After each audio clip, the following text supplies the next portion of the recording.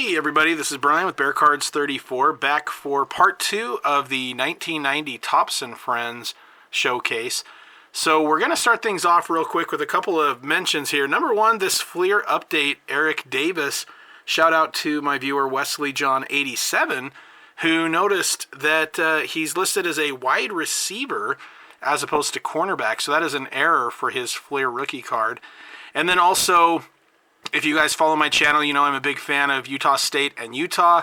And the University of Utah had an awesome Pac-12 championship win versus number 4 USC in Las Vegas over the weekend. It was a lot of fun to watch. If any of you caught that game, you'll know what I'm talking about. And Cameron Rising was the MVP of the Pac-12 championship game. My favorite play of his was one where he did a run, and he had a great run and got blasted at the end. His helmet flew off, his long hair was flying everywhere, and he got up with a grin and smiling, and it was just awesome. Just a great, tough player, a real physical game for Utah. And they were down by a couple touchdowns early and came back and won going away. So it was a very fun game for me. With this 1990 season, the card landscape was much different than it had been in the 80s. And so with the 1990 set, I thought it might be nice to go back and just kind of take a look again at the cards from the 1980s. And I wanted to highlight a player who was part of the entire set from the 1980s. So my first thought was Phil Simms, because he had a rookie card in the 1980 set. However, I discovered that during the 1982 season, he had been injured, didn't play much, and he did not have a card made for Topps in 1983.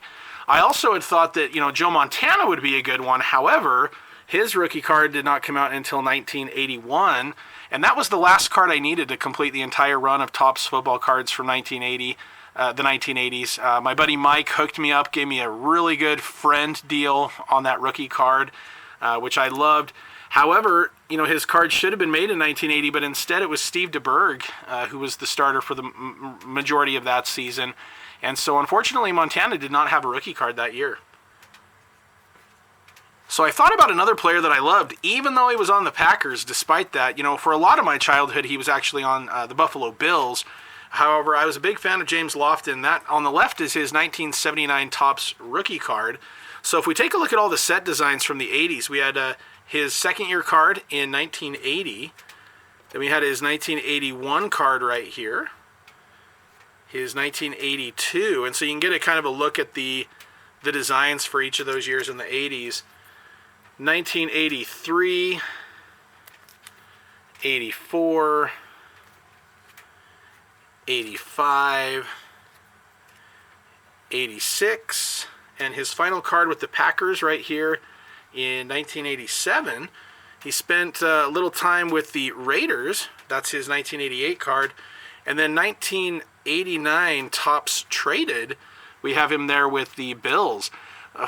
Kind of funny, though, he did not have a 1990 Topps card. He was injured early on in the 1989 season. He, was getting pretty up there in age at that point, and I think a lot of people, and maybe Topps, had kind of ridden him off. He did have a card, however, in Pro Set that year, but not Topps. And then anyway, that was the third series of Pro Set, and the reason he was a part of that is because he really came back strong, was a big part of the Bills' success in those Super Bowl runs that they made in the early 90s. So his career was not over by a long shot at that point. But anyway, that kind of gives you a taste and flavor of the 1980s products. And as you notice, it was just Topps, basically. By 1990, we had quite a few. The first team up today is the 1990 New York Giants, who went 13-3 the year these cars came out.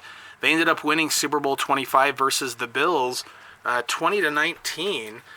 Thanks to a Scott Norwood miss, much to the disappointment of a lot of Bills fans, I'm sure. So the team at the time, with Bill Parcells, he had 2 coaching cards. I love that Pro Set card with him standing with the team behind him, getting ready to go out for the game. For a Hall of Famer included in the set, we had Lawrence Taylor there. And then a guy who I really feel should be in the Hall of Fame, Everson Walls, had switched over from the Cowboys to the Giants. And another guy, not necessarily Hall of Fame worthy, but great player, who also moved over to the Giants for my Chicago Bears, was the late Dave Duerson. I like to show you guys the Pro Set Collectabooks. We had 3 for the Giants that year. So Carl Banks right here. And this was a fun little set to collect for sure for me back in 1990. So we had Carl Banks, we had the great Lawrence Taylor. And there's his drawing and another picture right there. And then Phil Simms.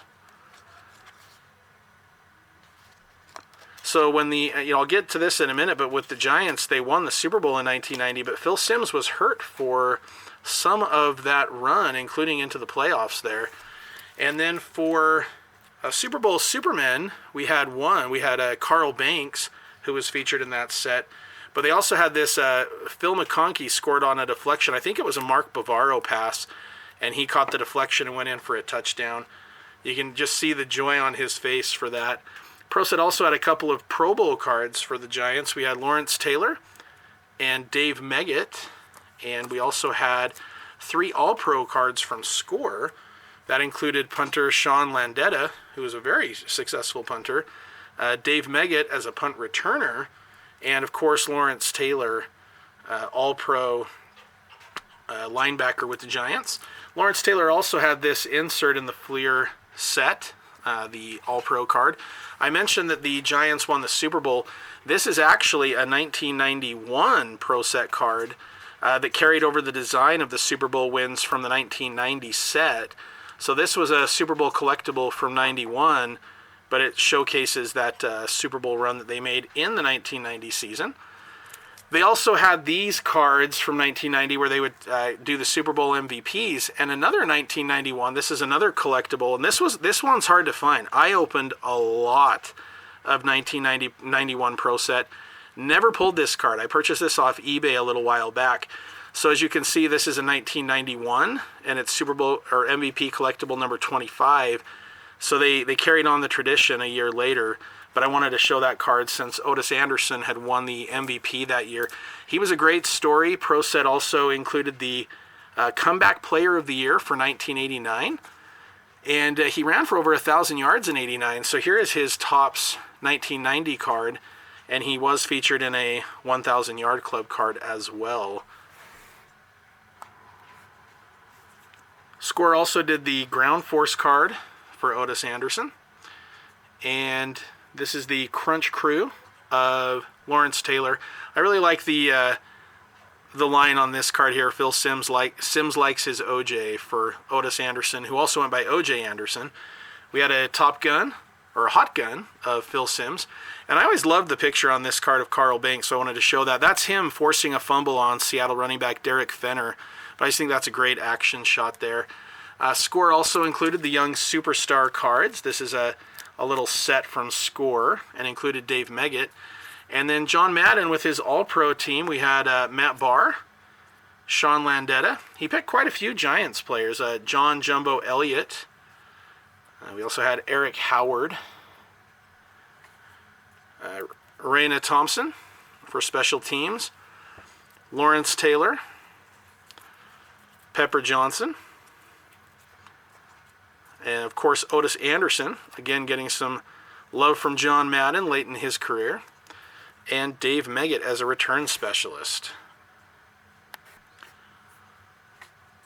One of the players to highlight here is Rodney Hampton. He was the 24th pick out of Georgia in the 1990 draft, basically as a replacement for Otis Anderson, who at this point was definitely near the end of his career.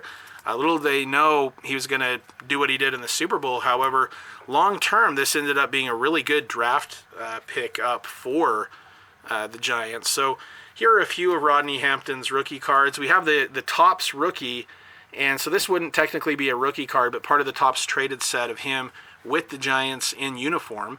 The Pro Set first round draft pick card, and then the Rodney Hampton Score card showing him in his Georgia jersey. And then in Score Update, we see him here in his Giants gear. We also had the action-packed rookie card, as well as the Fleer update, and he also was one of the few rookies to get a 1990 Stars and Stripe card as well. So, he split time with Otis Anderson in 1990, but he ended up primarily being the number one running back. His rookie season was stopped short by an injury, but he had a very good career. He played all 8 seasons with the Giants. He made 2 Pro Bowls, but more impressively, he had 5 straight seasons with 1,000 yards. And when he retired, he was, at the time, the all-time Giants rushing leader. That was later passed up by Tiki Barber. And then another rookie, this is his only rookie card for Jeff Hostetler here. This is his Fleer update card. So Jeff Hostetler, also his nickname was Hoss. Shout out Hoss of Cards. He was drafted in the 3rd round by the Giants out of West Virginia years before, but he, in fact, what year was he? 84, I believe. I think his first 3rd round pick in 1984, but he didn't play it down until midway through 1988. He was Phil Simms' backup quarterback. He even spent time as an emergency wide receiver. But in 1990, he was kind of feeling like maybe he was near the end of things. He wasn't really getting any playing time. So he had made a decision that he was going to retire after the 1990 season. However, fate stepped in for him. Phil Simms went down with a foot injury. And Hoss came in, led the Giants through the playoffs, eventually winning the Super Bowl. In that game in the Super Bowl, he was 20 of 32 for 222 yards, and he threw a touchdown on the way to winning that title. He ended up winning the starting spot in 1991, but he and Simms kind of went back and forth for a couple of seasons before Simms settled in as the starter again in 93, and Hostetler moved off to basically another team at that point, the Raiders. While with the Raiders, he was there for 4 years. He actually made a Pro Bowl in 1994. And then when he was 36 years old, he signed with Washington for his final couple seasons. But he definitely was considered one of the better backup quarterbacks in the NFL, and really was a big part of the Giants' Super Bowl run that season in 1990. One other notable rookie card, and it's a pretty interesting card. This is from Score. This is not part of any of the sets, but they made this little subset in 1990 called the Final Five. And Matt Stover was one of those picks. He was the 3rd to last pick in the draft. And he was a very accurate kicker, strong leg. In high school, he was a wide receiver and kicker. And his senior year in college at Louisiana Tech, he was a kicker and a punter. But he played for the Browns, the Ravens, Giants, Colts. And he's a 2-time Super Bowl champion, Super Bowl 25 and Super Bowl 35. He was an All-Pro in 2000, second-team All-Pro in 2006, and he's also in the Baltimore Ravens Ring of Honor. When he retired, he was the 4th all-time leading scorer in the NFL. Next up, we've got the 1990 LA Rams. They had gone 11-5 in 1989. However, in 1990, they flipped the record around and only went 5-11. Their only real highlight that year was beating the 49ers, but then they had a 4-game losing streak to end the season. So it was definitely disappointing. The team card here is Jim Everett rolling right. The coaching card of John Robinson looks like a pretty cold game that day. And he was also the coach of the Pro Bowl for 1989. So they had 2 cards of him that season. And so a couple cards of note, Willie Flipper Anderson, whose son Drez was on the 49ers for a minute, and played at the University of Utah. Big fan of his. He had a record breaker. Great game. He had a record of 336 yards on 15 catches against the Saints in 1989. Score also made tribute to that record. And Hall of Famers in that set include Kevin Green and the great Jackie Slater. Holy cow, look at the bend in that card right there. I am going to need to see if I have another one of that, because that is not good. And you know what? I picked up a whole bunch of these pack of cards. I'll see if I can pull one out of there. Cross your fingers for me. Not a Hall of Famer, but a very good running back, Kurt Warner. Also spent just a little bit of time with the Rams. I always think of him with the Seahawks, so it's just kind of interesting to see him playing a little bit with the Rams right there. A few other cards of note. They were able to play in the American Bowl against the Chiefs in Berlin back in 1989, so the 90 set highlighted that. They had one collectibook. That was of Jim Chris Everett. And here we go with that one. Again, just kind of a fun little set, those collectabooks. He also had a hot gun card. And Greg Bell, one of my favorite running backs, had a ground force card. He was a 1,000-yard runner with the Bills and the Rams, and great at Notre Dame as well. Fleer All-Pro for Tom Newberry. And they had a few Pro Bowlers from the 89 season because, again, they went 11-5. So we had Doug Smith at center, Jackie Slater, who blocked for Walter Payton in college at tackle, and Tom Newberry at guard. So you had a great offensive line going there. And then we had Hall of Famer, the late Kevin Green, and Jerry Gray, who I believe won the MVP of the Pro Bowl that year. He did one year, I think it was in 1990. And a guy who absolutely should be in the Hall of Fame but is not, Henry Ellard, over 13,000 career yards. And he was just fantastic. Still can't believe not only is he not in the Hall of Fame, I don't even think he's been a finalist, which is crazy. All-Pro card from Score, including Jerry Gray and Tom Newberry. And Madden, of course, is going to put our guy Jackie Slater on the All-Madden team. A couple future stars didn't really turn out this way, but Robert Del Pino. And then Willie Anderson, I think a couple 1,000-yard seasons at the least. And my Stars and Stripes cards for that year were Kevin Green, Jackie Slater, and Doug Smith. All right, now to kind of show you one of the rookies from that year. For the Rams, Pat Terrell. Now, I'm kind of including him just because he went to Notre Dame. And in 1988, he deflected a pass versus Miami, who was number 1 at the time, that helped win the game. And the team went 12-0 that year on their way to a national championship season. Just a great player at Notre Dame. He had a good NFL career, played 9 years with the Jets, obviously the Rams, but he also played with the Jets, Panthers, and Packers. Had 11 career interceptions. The reason I show this is he had an error. So he's number 37, as you can see from this right here. ProSet originally had put that as a number 41, and they corrected that. So he has his regular card and the error. Here's his scorecard from 1990 with his Notre Dame uniform. His action-packed rookie. And there is his Fleer update rookie card as well. Next up, we've got the NFL rookie card of Marcus Dupree, Pro Set prospect from the series. Just a great story. If you ever get a chance, or if you haven't seen the 30 for 30 called The Best That Never Was, it's a great one about his whole life story. Very interesting story of what might have been. So he was born in Philadelphia, Mississippi. He was heavily recruited out of high school. Just an amazing football player. In 1982 at Oklahoma, he was named the freshman of the year, and then a second-team All-American. He averaged over 8.5 yards a carry, 1,400 yards. In 1983, he started having some red flags that sophomore year. He still averaged 6.5 yards a carry, but he had a few little injuries, some off-field issues, got in with the wrong people, giving him some really bad advice, and he ended up leaving the team.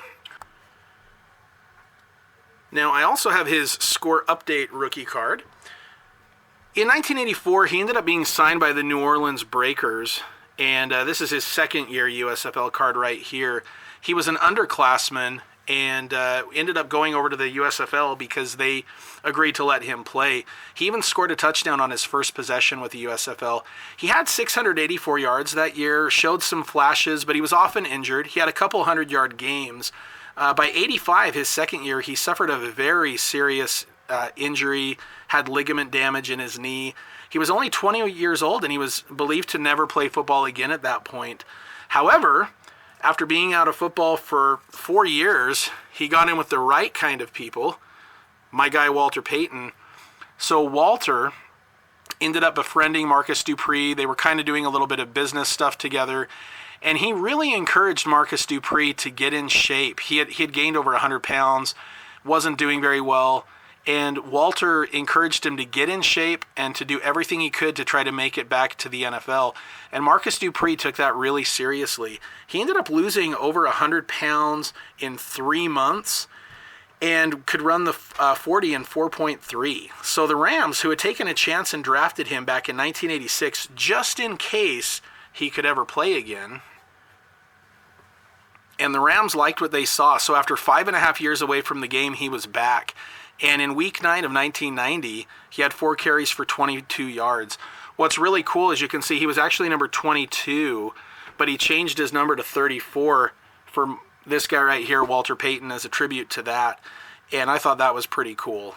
In week 16, he actually got to start his first NFL game. He gained 42 yards, and Score ended up giving him, this is the Comeback Player of the Year right here. So very cool to see him win that award and to be able to come back and do what he did. A year later in 91, he also scored his first NFL touchdown, but just a great story there. All right, Last up, we've got Judd Garrett, rookie card. He was part of that Final Five. He was the second to last pick out of Princeton. So on the back of the card, it says he was drafted by the Rams as the second to last pick. However, I've seen online, it actually says that he was drafted by the Eagles. So I'm really not sure. He never really made an NFL roster. I think he did play a little bit of time with the Cowboys at one point. He was a running back, played in the Ivy Leagues, set Princeton records for rushing attempts, yards, and touchdowns. He was third all-time on the team in receptions. His father was a former NFL coach, and if the name Garrett sounds familiar, yes, he is the brother of Jason Garrett, former Cowboys coach. So anyway, he ended up not really playing much in the NFL. He was on practice squads, but he did play for the Barcelona, what are they, the Dragons? Monarchs? Yeah, I don't know. He was on, okay, let me see here. London Monarchs, okay.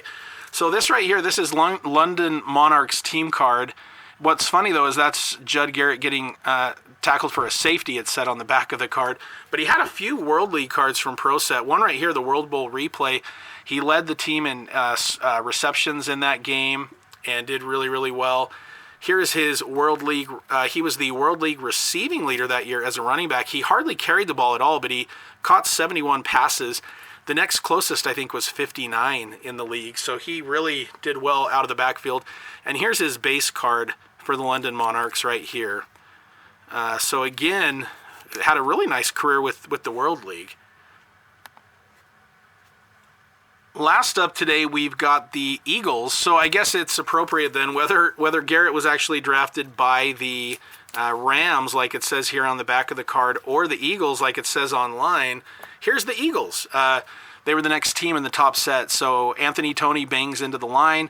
They were coached by Buddy Ryan, the late Buddy Ryan, who I always think fondly of for the Bears 4-6 defense and that 85 team that he was the defensive coordinator for.